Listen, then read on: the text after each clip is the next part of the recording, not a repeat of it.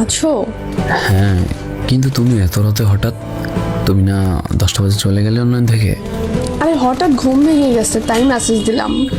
ও, তুমি অনলাইনে কি করো? রাত তো প্রায় 1:30টার মতো হবে।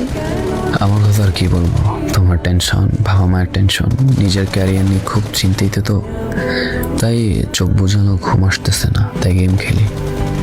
আচ্ছা ওসব বাদ দাও, তোমার কি অ্যাক্টিভ স্ট্যাটাস হোক নাকি? অ্যাক্টিভ স্ট্যাটাস অন করো তুমি। আরে আমার সেটিং এর সমস্যা আছে হয়তো, তাই এমন দেখায়। পাসওয়ার্ড দাও, ঠিক করে দিচ্ছি।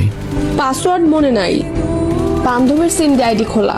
আচ্ছা ভিডিও কল দাও, দেখাই দিই। আরে আজব, তুমি রাতের বেলা কি শুরু করছো? পাশে আম্মু আছে। এত রাতেও আম্মু পাশে? বাড়িতে মেহমান আসছে, তাই আম্মু রুমে আমি।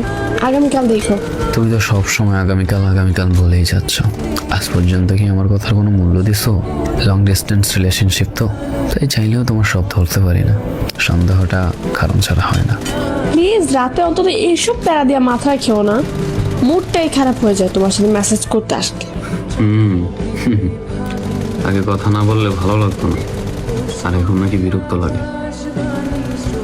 আমি কোনো শখের কিংবা মন ভালো হওয়ার কারণ নই, সেটা আমি জানি।